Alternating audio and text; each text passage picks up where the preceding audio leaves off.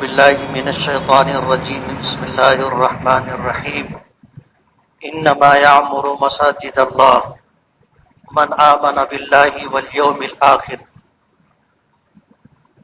وأقام الصلاة وآتى الزكاة ولم يخش إلا الله وقال الله تبارك وتعالى ومن أظلم ممن منع مساجد الله أن يذكر فيها اسمه وسعى في خرابها صدق اللہ العظیم۔ بزرگان محترم اور عزیز دوستو،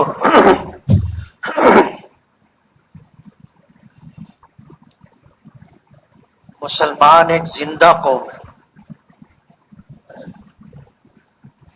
اور ہماری تاریخ یہ بتاتی ہے کہ حق پرست لوگوں پر حالات آتے ہیں، پوری انسانیت میں سب سے زیادہ اللہ تعالی سے قریب اور سب سے زیادہ اللہ کو محبوب جناب رسول اللہ صلی اللہ علیہ وسلم کی ذات گرامی۔ آپ فرماتے ہیں اوذیت فی اللہ ما لم یوزا احد من قبلی، کہ مجھے جتنا ستایا گیا اور مجھے جتنی اذیت و تکلیف دی گئی مجھ سے پہلے کسی کو اتنی تکلیف نہیں دی گئی۔ اور آپ نے یہ بھی فرمایا کہ جو مجھ سے سب سے زیادہ قریب ہوگا اس پر بھی مجھ جیسے حالات آئیں گے۔ تو یہ ہماری تاریخ رہی ہے اور یہی وجہ ہے کہ حالات آتے رہے جاتے رہے، کسی بھی چیز کو اللہ نے دوام اور ثبات عطا نہیں کیا۔ کوئی بھی چیز ہمیشہ باقی نہیں رہتی۔ آج اگر تکلیف ہے تو کل آرام ضرور ملے گا۔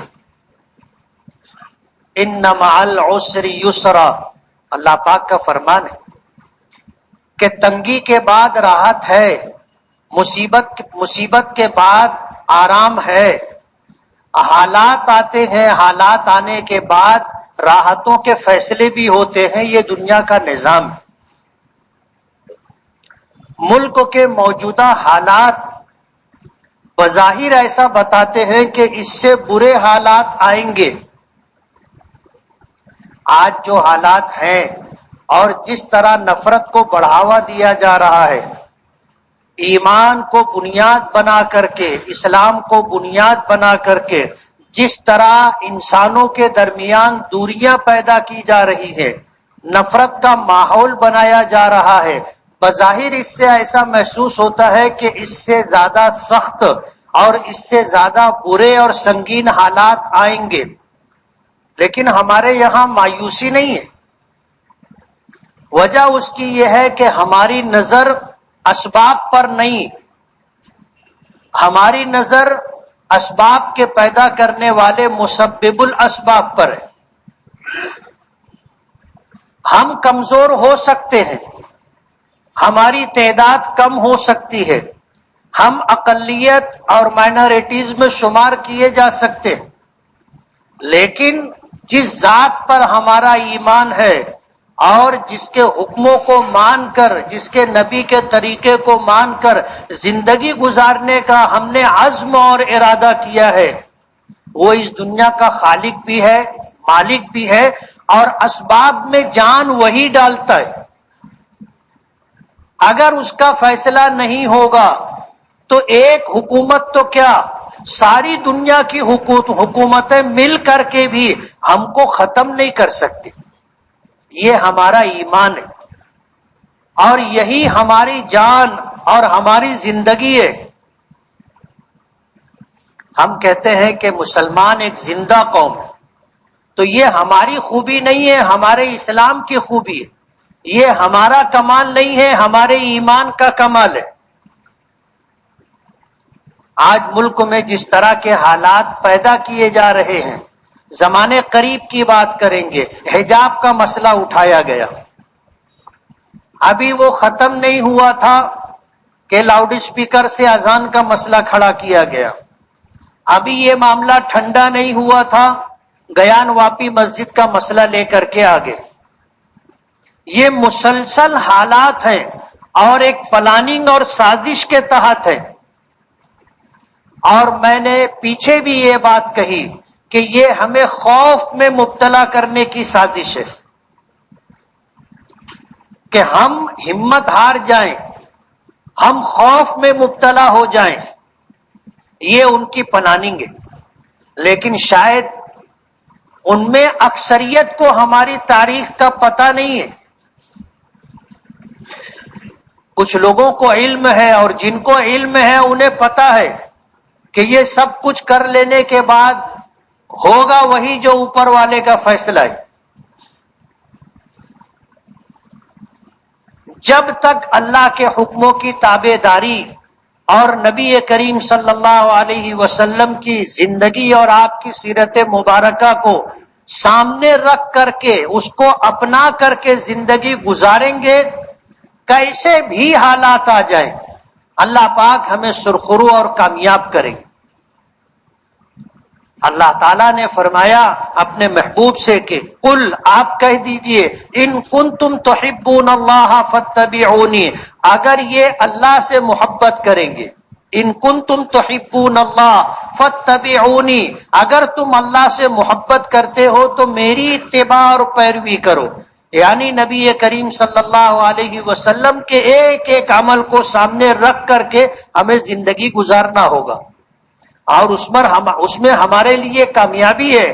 اللہ پاک نتیجے کے طور پر فرماتے ہیں یحببکم اللہ، اگر تم اللہ سے محبت رکھتے ہو تو میری یعنی نبی کریم صلی اللہ علیہ وسلم کی سنتوں کی اتباع اور پیروی کرو، اللہ تمہیں اپنا محبوب بنا لے گا. پوری کائنات کا خالق اور مالک وہ ہے. حدیث پاک میں آتا ہے نا کہ من آذا ولیا فقد آذنتہ فی الحرب. حدیث قدسی ہے، اللہ پاک فرماتے ہیں کہ جس کسی نے بھی میرے کسی ولی کو اذیت اور تکلیف دی، میرا اس کے لیے اعلان جنگ ہے. اب ظاہر بات ہے اللہ پاک اگر کسی کے خلاف اعلان جنگ کر دیں، دنیا کی کون سی طاقت ہے جو اس کو بچا سکے گی؟ پوری کائنات، پوری دنیا اللہ پاک کی ہے، اور دنیا میں جو لوگ ہیں سب اللہ کی ملکیت ہے، سب کے دل اللہ کے قبضے قدرت میں ہے، اور پوری کائنات کے اندر جو اسباب اور وسائل ہیں سب اللہ کے پیدا کردہ ہیں، اور اس میں اللہ نے اگر تاثیر رکھی ہے تو یہ اللہ کی عطا کردہ ہے. اللہ کا حکم نہ ہو تو دہکتی ہوئی آگ بھی جلا نہیں سکتی. آگ میں اللہ نے جلانے کی تاثیر رکھی ہے، لیکن اللہ پاک اگر چاہیں تو آگ بھی نہیں جلائے گی. اور اللہ نے دنیا میں ایسا کر کے بتایا ہے کہ حضرت ابراہیم علیہ السلام کو نمرود نے دہکتی ہوئی آگ میں ڈلوایا تھا. قرآن کریم میں یہ بات ہے، حدیث کا واقعہ نہیں ہے، قرآن پاک کی آیت ہے. اللہ پاک نے فرمایا کہ ہم نے آگ کو حکم دیا تھا، قلنا، ہم نے کہا تھا، یا نار کونی بردا و سلاما علی ابراہیم، کہ اے آگ تو ابراہیم پر ٹھنڈی اور سلامتی والی ہو جا. تو دنیا دہکتی ہوئی آگ کو دیکھ رہی تھی اور حضرت ابراہیم کو اس میں ڈالا گیا تھا. حضرت ابراہیم کا بال بیکا بھی نہیں ہوا.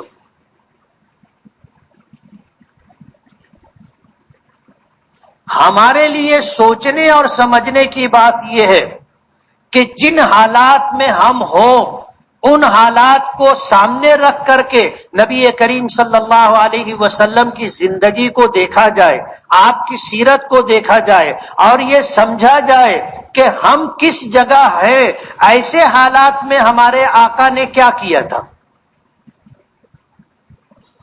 یہ ہے اتباع، یہ ہے اتباع کہ ہمیں ہر حال میں اپنے نبی کی پیروی کرنی ہے، اتباع کرنا ہے. ہم پر جو حالات ہیں ان حالات کو سامنے رکھیے اور پھر اپنے نبی، اپنے آقا جناب رسول اللہ صلی اللہ علیہ وسلم کی زندگی کو دیکھیے، اور ہمارے جیسے حالات نبی کریم صلی اللہ علیہ وسلم کی زندگی میں تھے تو آپ نے کیا کیا تھا، وہی ہمیں کرنا ہے. اور یہ 100% کامیابی کا راستہ ہے. مصیبت یہ ہے کہ ہم نے اپنے آقا کی زندگی اور سیرت کو پڑھا نہیں ہے، اس لیے ہمیں پتہ نہیں ہے کہ ہمارے نبی کن حالات سے گزرے، اور جب حالات سے گزر رہے تھے تو آپ نے کیا کیا اور اپنے صحابہ کو کیا کرنے کا حکم دیا.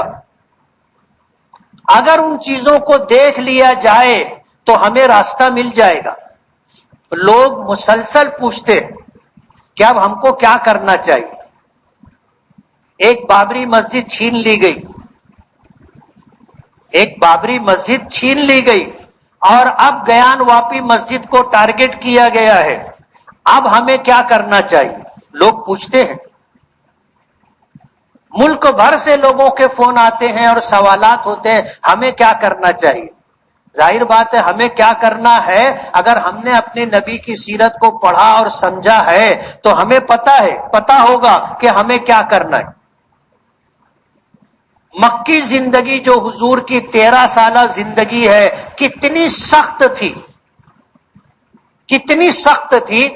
آپ اندازہ کرو قرآن کریم کی جو جس آیت کی میں نے تلاوت کی، مسجد حرام میں صاحب ایمان اور مسلمانوں کو داخلے کی اجازت نہیں تھی. آج تو ہم مسجدوں میں آ رہے ہیں، 5 وقتہ با جماعت نماز ادا کی جا رہی ہے، اذان دی جا رہی ہے، ہم اپنی مرضی سے اپنے 24 گھنٹے کے معمولات پورے کر رہے ہیں.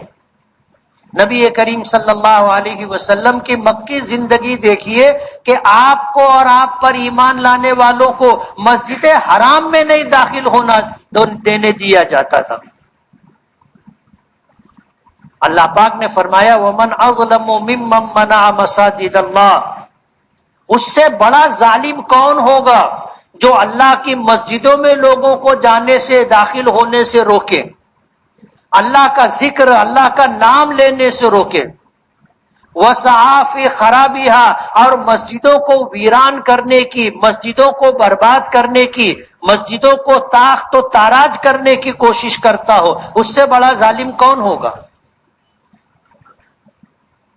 یہ حالات نبی کریم صلی اللہ علیہ وسلم پر اور مسلمانوں پر گزر چکے ہیں. اس لیے آنے والے حالات اس سے زیادہ سخت ہو سکتے ہیں. اور آج اسلام دشمن طاقتوں نے صرف ہندوستان ہی نہیں بین الاقوامی طور پر یہ پلاننگ کر رکھی ہے کہ مسلمانوں کو خوف میں مبتلا کر دیا جائے. اس لیے آپ کو گھبرانے کی ضرورت نہیں ہے.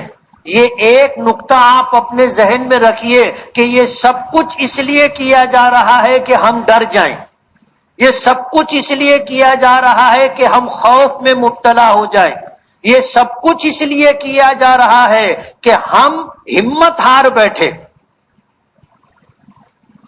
اب اگر ان کی سازش اور پلان یہ ہے تو ہمیں الرٹ رہنا چاہیے، ان کی سازش کو سمجھ کر کے اپنا پروگرام طے کرنا چاہیے.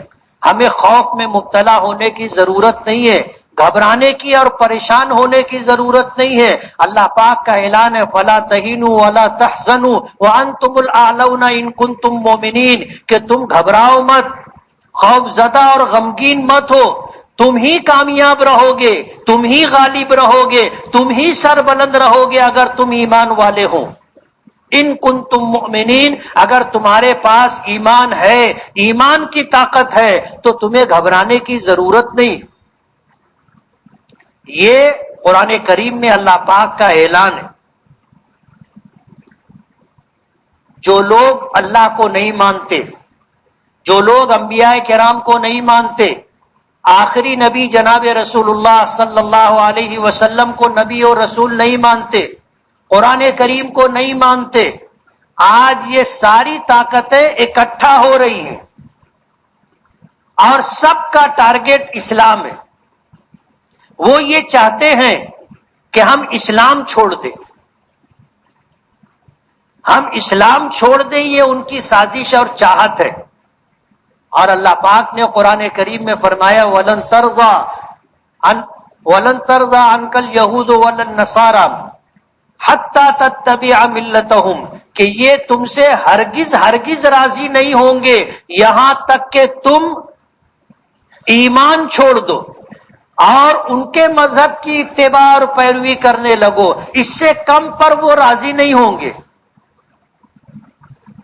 یعنی ان کی پلاننگ یہ ہے گھر واپسی ہو، اعلان ہے ان کا گھر واپسی، یعنی ہندوستان بھر میں جتنے مسلمان ہیں وہ سب اسلام چھوڑ کر کے ہندو دھرم اختیار کر لے۔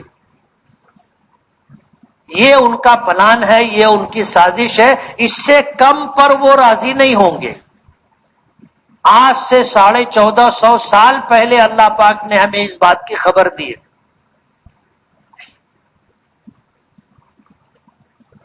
اب ظاہر بات ہے اس سے کم پر وہ راضی نہیں ہوں گے تو ہماری دنیا کیسی ہے ہم کو تو پتہ ہے، ہم اپنی آخرت تو برباد نہیں کر سکتے نا۔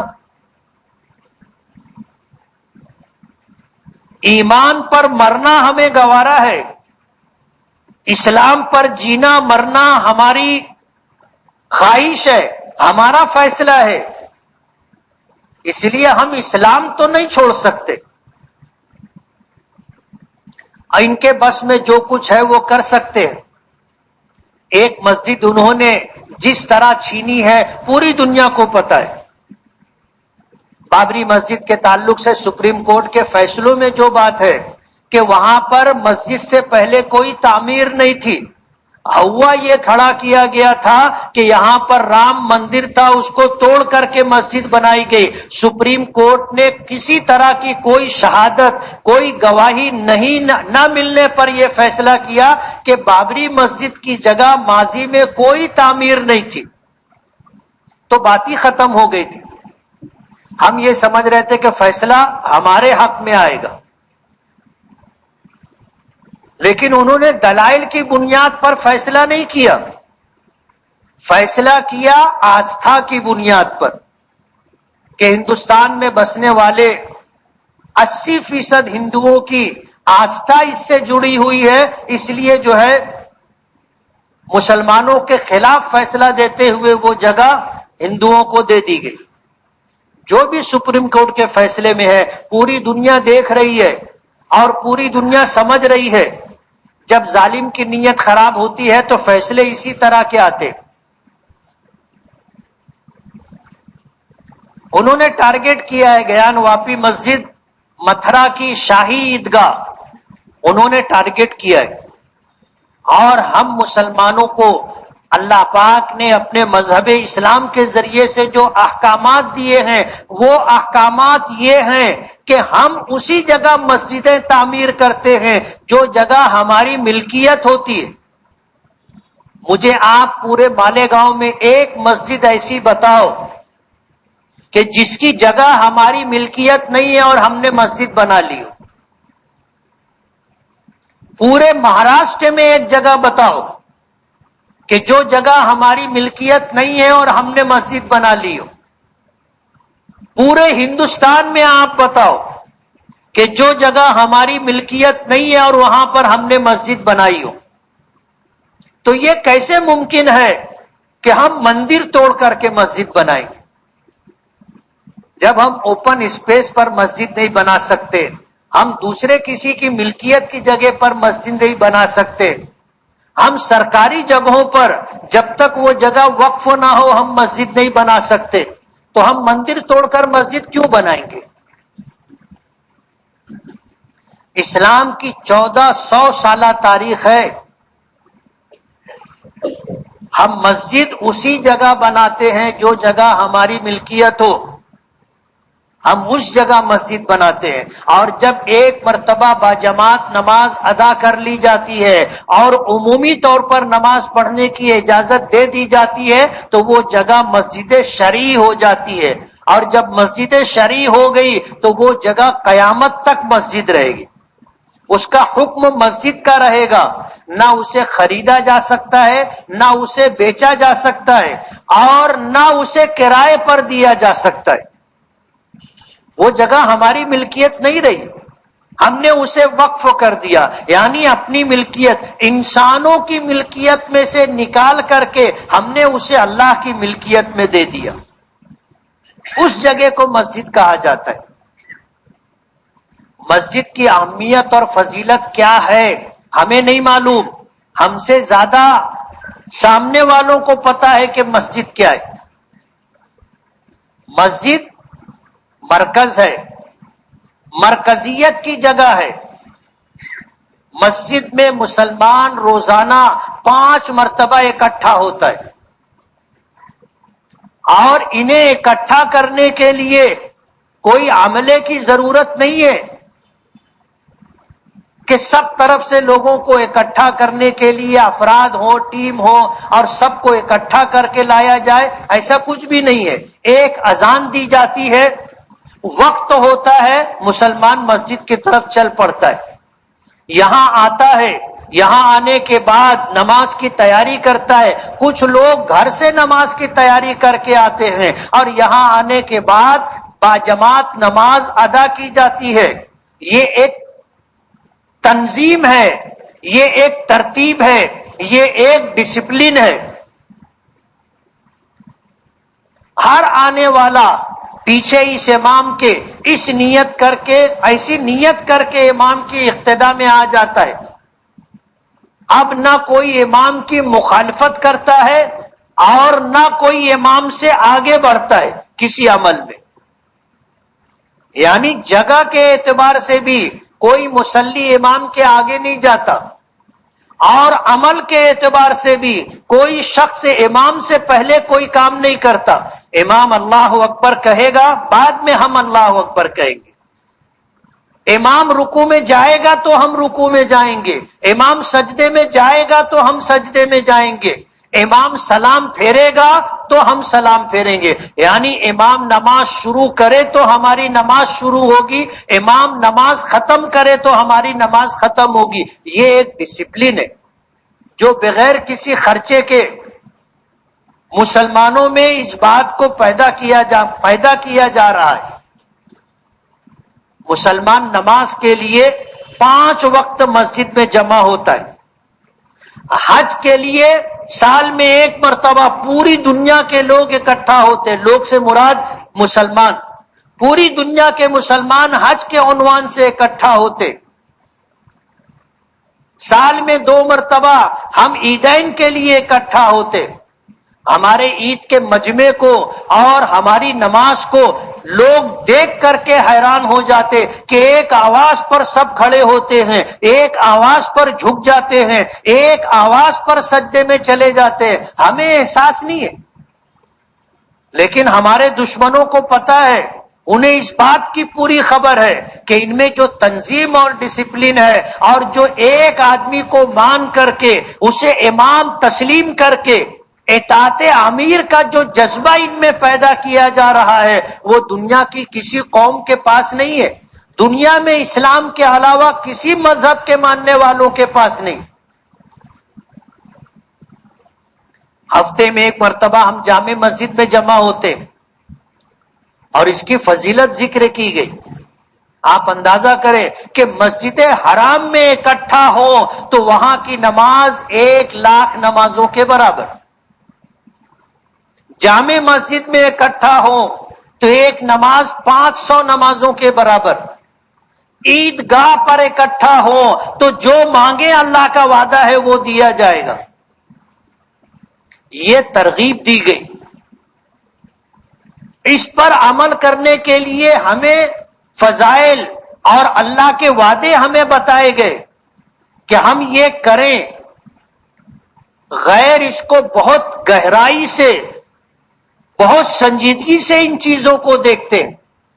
ہمیں مسجدوں سے دور کرنے کی کوشش کی جا رہی ہے، اور انشاءاللہ وہ دن کبھی نہیں آئے گا، کبھی نہیں آئے گا۔ ہمیں مسجدوں سے جڑ کر کے رہنا ہے۔ سامنے والوں کو کیا جواب دینا ہے وہ میں آپ کو بتا رہا ہوں. ہمیں مسجدوں سے جڑ کر کے رہنا ہے. 5 وقتہ نمازوں کے لیے مسجدوں میں آنا ہے. یہ مرکزیت ہے. ہم میں اتحاد اور اتفاق پیدا ہو اس کے لیے ایک عمل ہے. 5 وقتہ با جماعت نماز سے ہمارے اندر ڈسپلن پیدا کرنے کی کوشش ہے. نماز کوئی معمولی عمل نہیں ہے.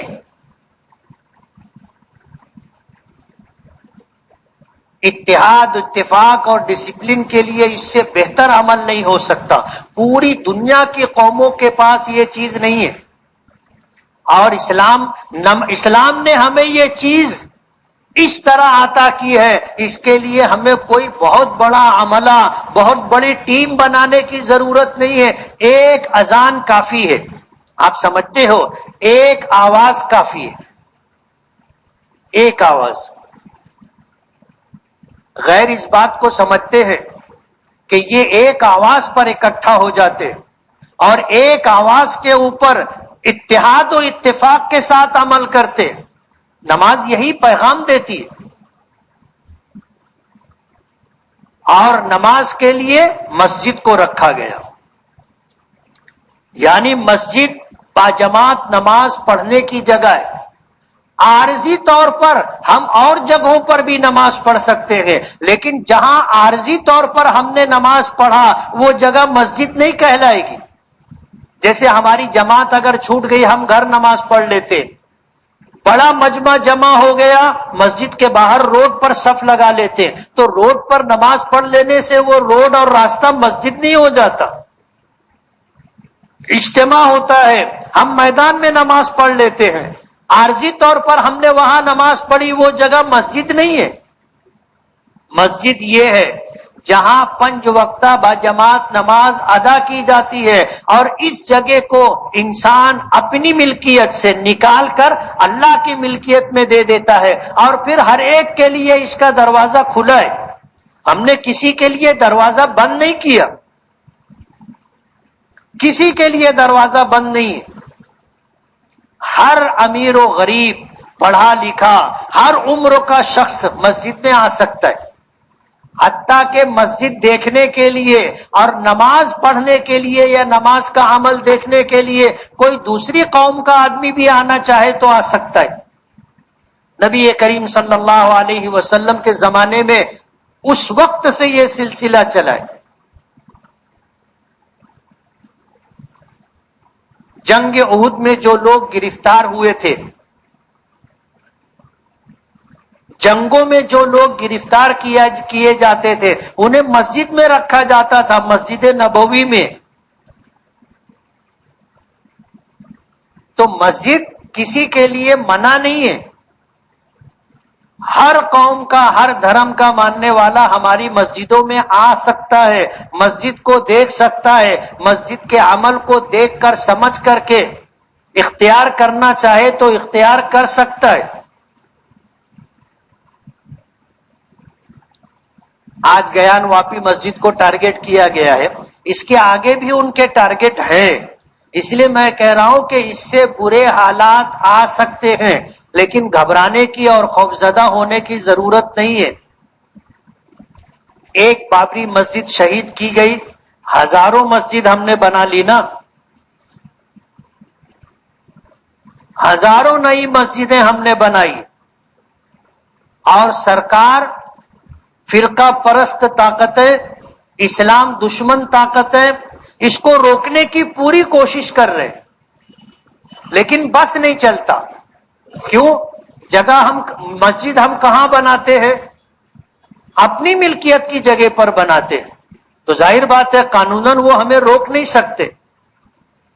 تو وہ رجسٹریشن میں آنا کہانی کرتے ہیں کہ مسجد کے نام سے رجسٹریشن نہیں ہوگا. حالانکہ ہمیں مسجد کے نام سے رجسٹریشن لینا چاہیے، مدرسے کے نام سے رجسٹریشن نہیں لینا چاہیے. یہ بھی ان کی سازش ہے کہ کل جب کوئی پروگرام ان کا مسجدوں کے خلاف بنے گا تو وہ کہیں گے دیکھیے کاغذ پر یہ جگہ مسجد نہیں ہے، مدرسہ ہے. آپ کیا کرو گے؟ ایک لمبا پروگرام ہے، لیکن ہمیں مایوس ہونے کی، گھبرانے کی ضرورت نہیں ہے۔ گیان واپی مسجد میں انہیں کچھ بھی نہیں ملا۔ مسجد میں حوض ہے، حوض کے درمیان فوارہ ہے، تو اسی فوارے کو کہہ دیے، بولے یہ شیو لنگ ہے۔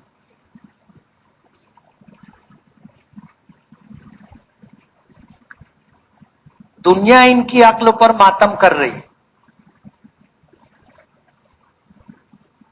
دنیا ان کی عقل پر ماتم کر رہی ہے، لیکن کہتے ہیں نا کہ جب ظالم کی نیت خراب ہو تو ایسے ہی فیصلے ہوتے۔ ہمیں کیا کرنا ہے؟ دو کام کرنا ہے۔ مسجد سے اپنا تعلق مضبوط بنانا ہے۔ کیسے تعلق مضبوط ہوگا؟ 5 وقتہ با جماعت نماز کے لیے مسجد میں آنا ہے۔ کتنے لوگ آئیں گے؟ ہاتھ اٹھانا۔ کچھ بھی ہو جائے، کچھ بھی ہو جائے، ہر حال میں مسجد آنا ہے۔ اگر ہمارا مسجد سے تعلق ہوگا تو اللہ سے ہمارا تعلق ہوگا، اور اللہ سے ہمارا تعلق جتنا مضبوط ہوگا اللہ کی مدد اتنی ہمارے ساتھ ہوگی۔ کوئی ہمارا کچھ بگاڑ نہیں سکتا، کوئی بال بیکا نہیں کر سکتا۔ بالکل گھبرانے کی، خوفزدہ ہونے کی ضرورت نہیں۔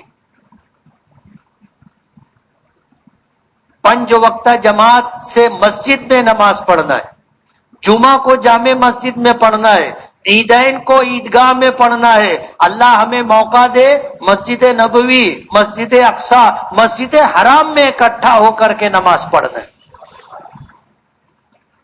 یہ ایک پہلا پروگرام۔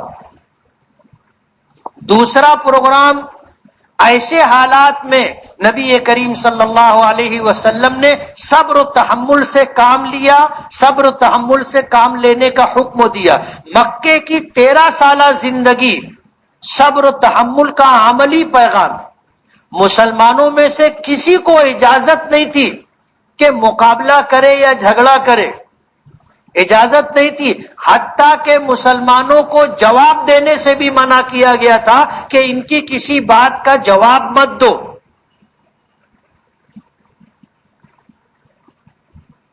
آپ حضور کی مکی زندگی پڑھیے۔ آج ہندوستان کا مسلمان مکی دور سے گزر رہا ہے، اور بہت جلدی انشاءاللہ مدنی دور آئے گا۔ ہم مکی دور سے گزر رہے، ہمیں صبر سے کام لینا ہے، تحمل اور برداشت سے کام لینا ہے۔ ہمیں کسی کو جواب نہیں دینا ہے، ہمارا جواب عملی ہونا چاہیے۔ عملی جواب یہ کہ ہم مسجدوں کو آباد رکھیں، مسجدیں محفوظ رہیں گی، اللہ حفاظت فرمائے گا۔ 5 وقتہ نماز با جماعت مسجد میں ادا کریں، یہ ہمارا عمل ہونا چاہیے۔ اس کا نتیجہ کیا ہوگا؟ اللہ مسجدوں کی حفاظت فرمائے گا۔ ان کی کوشش یہی ہوتی ہے کہ پہلے مسجد ویران کی جائے۔ بابری مسجد میں پہلے تالا لگایا گیا تھا، پتہ ہے آپ کو؟ مسجد میں نہ آؤ، مسجد میں کوئی نہ آئے، یہ ان کے پروگرام کی پہلی سیڑھی ہے۔ اب ظاہر بات ہے ہماری جامع مسجد میں تو تالا نہیں لگا سکتے، تو ان کی کوشش یہ ہے کہ آپ مسجد میں مت آؤ، نماز مت پڑھو، یا نماز پڑھو تو گھر پر پڑھ لو، مسجد میں مت آؤ۔ اگر ہمیں کیا کرنا ہے، کوئی اگر سوال کرے تو اس کا جواب یہ ہے کہ آپ مسجد میں آؤ۔ وہ آپ کو مسجد سے روکنے کی کوشش کر رہے ہیں، اس کا جواب یہ ہے کہ آپ مسجد میں آؤ۔ اور ایک ٹائم نہیں، ایک وقت نہیں، دن میں 5 وقت مسجد میں آؤ۔ یہ عمل دیکھ کے ہی ان کے تمبو میں گھبراہٹ ہو جاتی کہ کچھ بھی ہو جائے، ایک آواز پر یہ سب کام چھوڑ چھاڑ کر کے مسجد چلے آتے، اور یہ بہت خطرناک میسج دیتا ہے اپنے دشمنوں کو۔ یہ کام ہمیں کرنا ہے، کریں گے نا؟ اور صبر اور برداشت سے کام لینا ہے، وقت کا انتظار کرنا ہے۔ کس کا انتظار کرنا ہے؟ وقت کا۔ جب جواب دینے کا وقت آئے گا، اس وقت مدنی زندگی آئے گی، جواب دیا جائے گا۔ سدا کسی کی حکومت رہتی نہیں ہے، کسی کا اقتدار ہمیشہ رہتا نہیں ہے۔ بہت دور جانے کی ضرورت نہیں، ہندوستان کی تاریخ اٹھا کر کے دیکھ لو۔ ہم نے 800-900 سال تک پورے ہندوستان پر یا ہندوستان کے الگ الگ حصوں پر مسلمانوں کی حکومت رہی ہے۔ ہم یہ نہیں کہتے کہ وہ مسلمانوں کی حکومت میں 100% اسلامی احکامات پر عمل ہوتا تھا، نہیں، لیکن مسلمانوں کو اپنے مذہبی اعمال کو انجام دینے کا اختیار تھا، کوئی ہمیں روک نہیں سکتا تھا، ہمیں اختیار تھا۔ کل ہم تھے، آج یہ ہیں، اور یہ ہمیشہ رہیں گے، ایسا لکھوا کے تو نہیں لائے نا کہ ایسا لکھوا کے لے کے آ گیا کہ ہمیشہ ہم ہی رہیں گے۔ اس لیے گھبرانے اور مایوس ہونے کی ضرورت نہیں ہے۔ مالیگاؤں شہر میں ہمارے کچھ نوجوانوں نے جو دھرنا آندولن کیا تھا، پولیس ڈپارٹمنٹ اور انتظامیہ کی طرف سے ان کے خلاف جو قدم اٹھایا گیا، جو سخت ایکشن لیا گیا، ہمیں اس سے اختلاف ہے۔ دھرنا آندولن ہماری جمہوری حکومت کا ایک حق ہے، ہمیں حاصل ہے۔ اگر کوئی کرتا ہے، آپ گرفتار کرو، 69 میں گرفتار کرو، 70 میں آزاد کرو۔ ایک قلم لگا کر گرفتار کیا جاتا ہے، پولیس اسٹیشن لے جاتے ہیں، اور دوسری قلم کے تحت ان کو چھوڑ دیا جاتا ہے۔ 353 کا کیس بنایا گیا، 353 سرکاری کام کاج میں ہڑتھڑا۔ یہ قلم لگانے کا تو کوئی ادھیکار نہیں ہے، لیکن مالیگاؤں کی پولیس یہ ظلم کر رہی ہے۔ شاید انہوں نے مالیگاؤں کی تاریخ نہیں دیکھی ہوگی، ایسے چھوٹے چھوٹے معاملات جمع ہو کر کے کہتے ہیں نا پھنسی پھوڑا بنتی ہے۔ جب حالات بگڑیں گے تو یہ حالات سنبھال نہیں پائیں گے۔ میں یہ پیغام دینا چاہتا ہوں انتظامیہ کو کہ نادانی میں ایسا قدم مت اٹھاؤ کہ جس کی وجہ سے کل تمہیں مصیبت میں مبتلا ہونا پڑے۔ آج اگر تمہارے ہاتھ میں اختیار ہے، 353 آپ نے لگایا، 307 بھی لگا سکتے تھے، اور زیادہ ظلم کرنا چاہتے 302 بھی لگا سکتے تھے۔ اب ظاہر بات ہے جب من مانی قلم لگانا ہے، دفعہ لگانا ہے، تو کچھ بھی آپ لگا سکتے ہو، لیکن یہ ظلم ہے، یہ ظلم ہے، اور ظلم کبھی کسی کا باقی نہیں رہا۔ جو ظلم کرے گا اسے ظلم برداشت بھی کرنا پڑے گا، وہ قدرت کا ایک نظام ہے۔ اس لیے 12 نومبر کے معاملے میں جو ہوا، پولیس ڈپارٹمنٹ کے کچھ لوگ کہتے ہیں کالر بتا کر کہ ہم نے کیا ہے۔ ابھی یہ جو حالات آئے 15 مئی کے، ان حالات کے اندر جو 353 کی قلم لگائی گئی ہے، سن لینا چاہیے، سمجھ لینا چاہیے، آج تمہارے ہاتھ میں اختیار ہے، کل نہیں رہے گا، اور جو ظلم آپ کرو گے کل آپ کو اور آپ کی نسلوں کو بھگتنا پڑے گا۔